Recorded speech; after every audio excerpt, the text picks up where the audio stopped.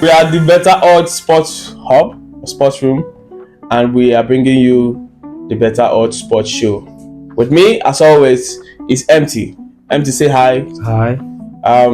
Today we're going to be looking at the 5 things we've learned so far from the Premier League. Number 1 is same old Manchester United. Empty, what do you have to say about that? Manchester United. Manchester United. Same old Manchester United. Manchester United of yesterday is still the Manchester United of today. And the Manchester United for forever. This Manchester United, I don't even know. At this point, I don't even know where the problem is. I'm not surprised. They've gotten good players. They acquired the Leeds. They acquired what's the name of this new one? Ugarte. They acquired Mazuri. They acquired a lot of very good players, and they are still back at the same position. I told you the other day that Man U's problem is that they don't know their problem. And the worst thing that can happen to anybody is to not know your problem. Because you can't find a solution to your problem when you don't know the problem. So what's the future for Manchester United? Manchester United, for now, they don't have future. As far as Ten Hag is still there, first, you don't have a future, because I don't see what Ten Hag brings to the team now. To be honest, when the takeover happened, or when they bought 25% of Manchester United, I thought we were going to have them coming to do a lot of transition, a lot of transformation, but we are still back at the same spot we were this time last season, asking the same question: is Erik Ten Hag still the right man for the job? Now over to you, the audience. Tell us what you think. Is this the same old Manchester United, or are we going to see a new, refreshed team this season? Number 2, Klopp won't be missed a lot. What do you have to say about that? Earlier, I told you and Alpha Prime that I love our slot football. Like he brings energy to that Liverpool squad. So I'm not seeing Klopp being missed. Liverpool have not conceded a goal since this season. So that's a club that shows you that you want to play. You want to play for this coach. Understand? So Klopp did his own job, but now Klopp is now past tense to Liverpool now. They are now facing a slot football now, and I love that. I'm sure Liverpool fans are surprised with what they are seeing, because when the season started, nobody knew what to expect from Liverpool, especially with the way the transfer window went for them. And for them to have achieved what they've done so far, hammered Manchester United at the old Trafford, or what we call the Theatre of Dreams, which is now the Theatres of Tears. I have to give it up to Arne Slot. What he's doing with that club is wonderful. Number 3, which is the most important, Brighton has a knack for finding coaches. I don't know who do scout coach for Brighton.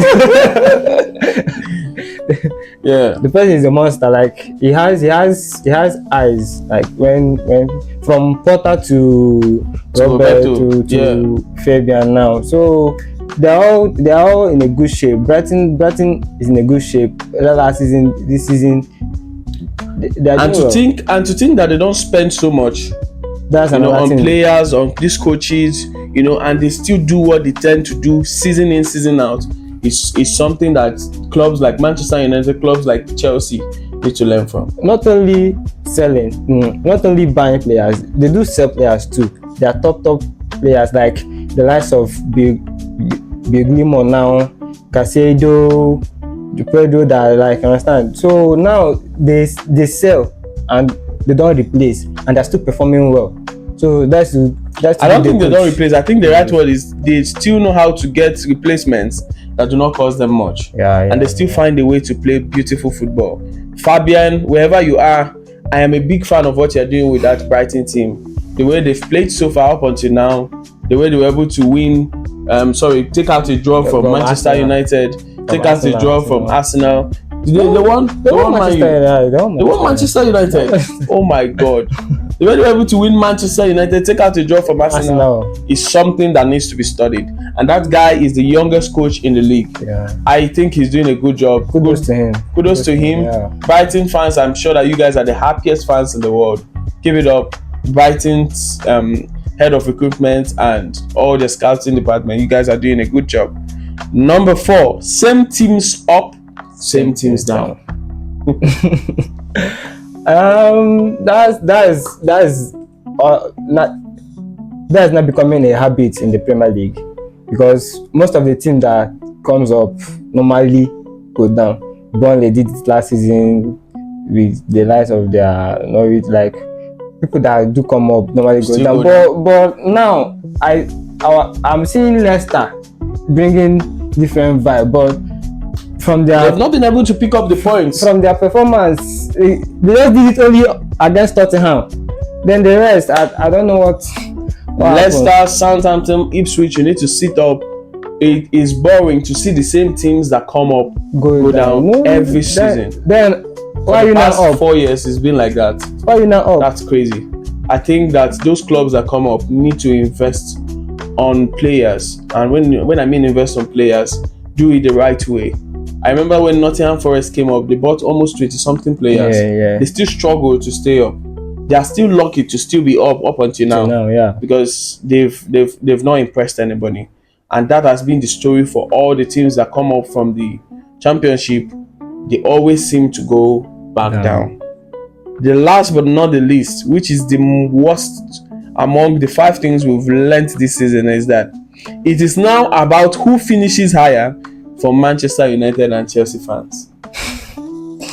You know, as a Chelsea To think that, I remember when the Manchester United Chelsea finals. Do you remember? Champions League final. 2008. And where these two teams are now is a disgrace.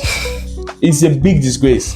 The other day I saw online that they asked Chelsea fans, would you lose to Manchester United and win the league, or will you lose the league and win Manchester United? Most of the Chelsea fans said they will gladly win Manchester United and lose the league. So it's not about the league now, they're about going above Manchester United. That shows how far these two teams have fallen. That's not good now. You know, these are two teams. You should have during the Jose Mourinho, Alex Ferguson period. You know, they were going head to head for who to win the league. You know, to come to now where Man U and Chelsea struggling for who finishes 7th, who finishes 8th, who finishes 6th. You know, it's embarrassing. And to think that the fans are now comfortable with this new norm is the problem. You know, after spending a lot of money, you're not dragging I'm above Manchester United, I'm above Chelsea. No. That's why I love Arsenal mentality now. Arsenal mentality, they are going for the league. They are not finish above you. I don't think you can blame these fans, because at the end of the day, this is the reality of things. Out of 3 matches, Man United have 3 points. Out of 3 matches, Chelsea have 4 points. Whereas their teams like Man City, Liverpool already 9 points. You know, Brighton 7. Look at Brighton. Look at a team like Brighton, and then you begin to wonder, how then has it gotten to this stage? These two teams are not even in the Champions League. They're not in the Champions League. That's how far these teams have fallen off. You know, nobody's talking about Champions League, watching Man U in Champions League, watching Chelsea in Champions League. Now all we are talking about is, will Man U finish above Chelsea? Man U fans will say, don't worry, we'll still finish above you now. Chelsea fans say, don't worry, now we will finish. Like, it's crazy.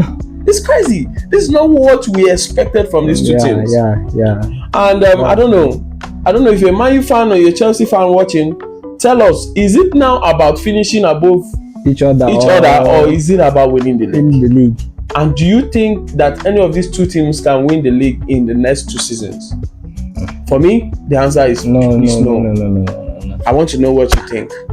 Now let's go straight to 2 of the matches that we are going to be looking at. Remember, it's the international break, and there are going to be a lot of international matches. But 2 matches strike us, and they are the 2 matches we are going to be discussing today. Nigeria versus Benin Republic. To think that Nigeria I don't even understand. I don't know what's happening with NFF. I don't know what's happening with the national team. I don't know what's going on, but it's crazy.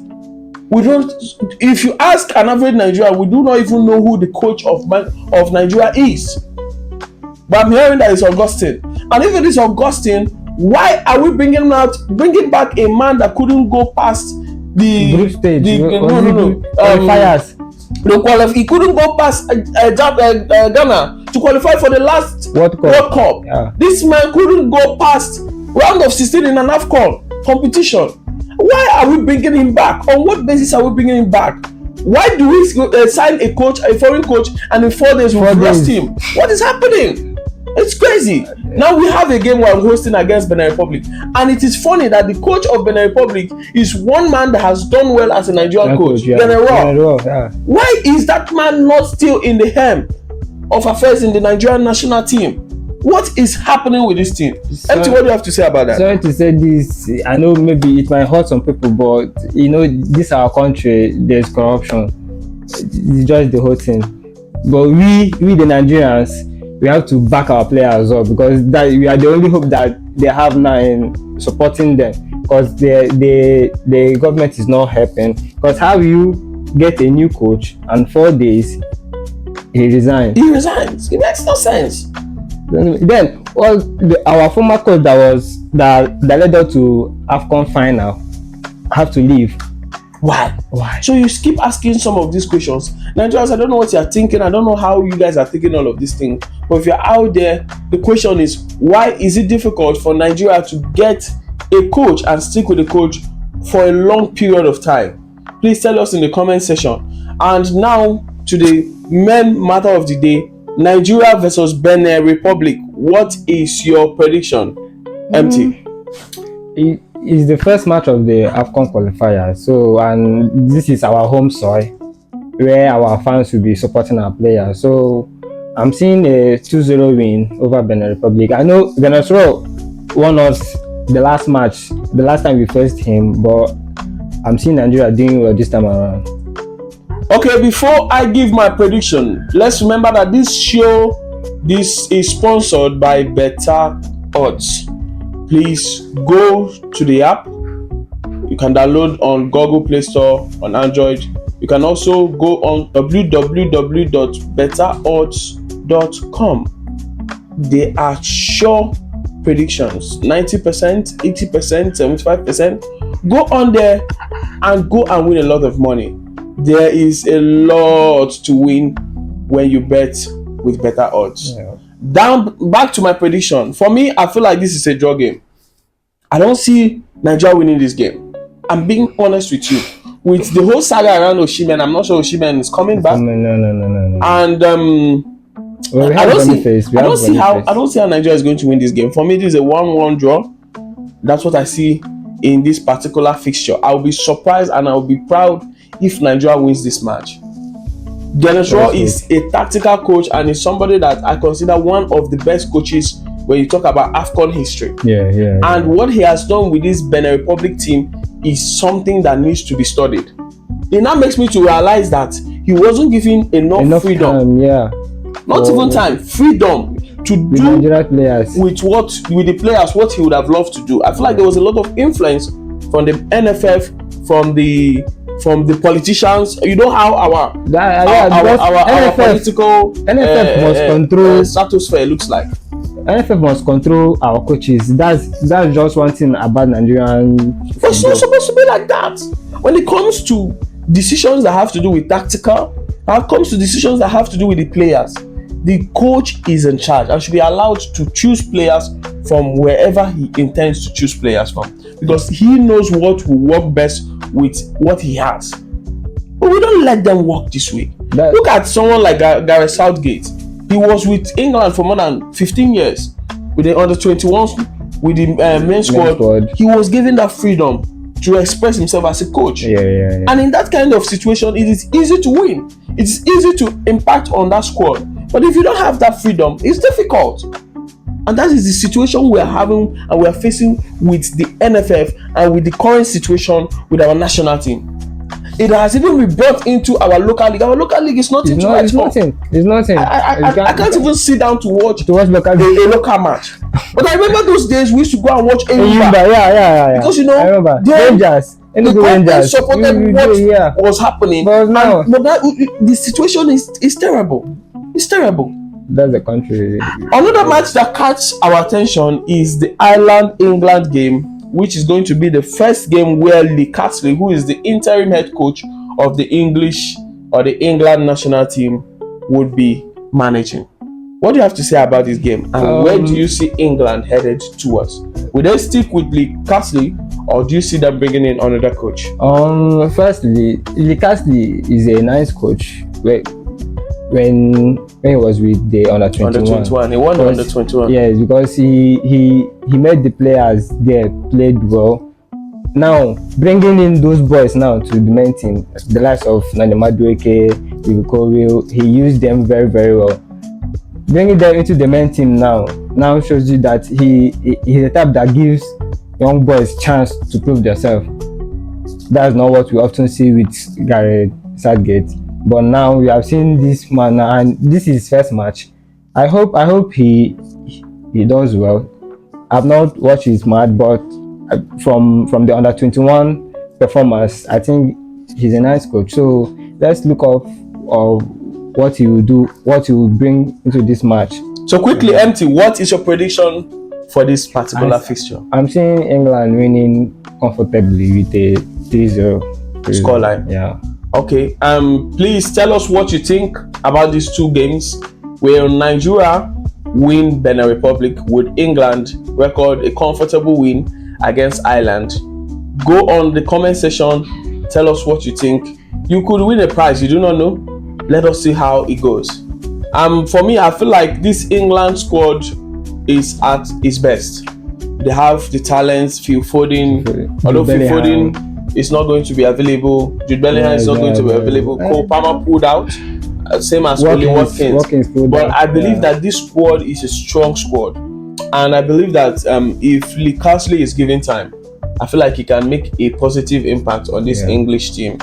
Let us look at let's watch and see how this first game goes, and we can be able to tell what to expect from Lee Castley's team and how he sets up his team.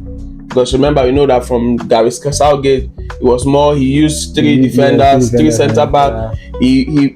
Harry Kane was the main man in this team. You know, nobody could take him out of that team. Of course, he's one of the best strikers in the world, if not the best at the moment. Okay, if you take out Erling Haaland, I think Erling Haaland is in the form of his life.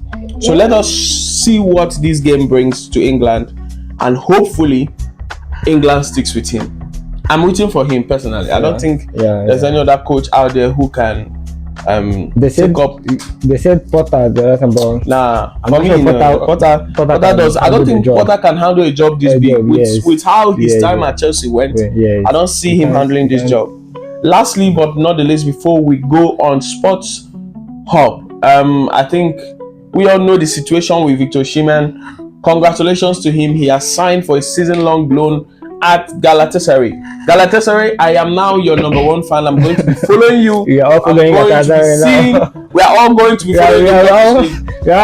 It's going to be crazy this season. We are expecting a lot from Victor Osimhen. After what he went through in the summer, we hope he goes out there and proves himself. Where do you see him?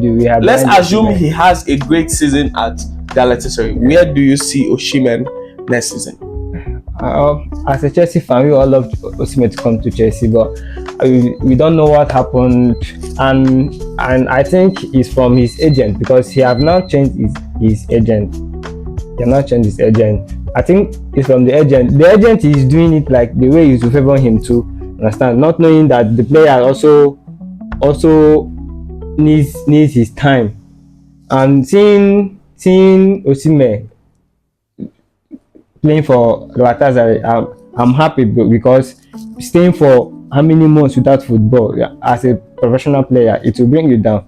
The likes of course, Osimhen that we were complaining to Haaland the other few months ago, now being a guy that does not even play football again. So moving there will help his career a lot. But after a long season loan, I would love him to come to Chelsea. I feel like we're diverting from the fact that Chelsea do not want to tamper with their wage structure to sign Osimhen. Because I feel like that's the major reason why Osimhen did not go to Chelsea. Because some players just are still paying some players, the likes of Sterling. Okay, so what you're saying is that when they offload some of these players, they are going to offer Osimhen what he's asking for. Yes. Okay, we'll see. What do you think? Do you think Osimhen should have another look at Chelsea in the next summer, or do you think he should look up and probably have his eyes on Real Madrid? I want to see Osimhen in that white on white Real Madrid jersey. I believe he's a player that can go there and perform. And let us watch and see how his time at Galatasaray is.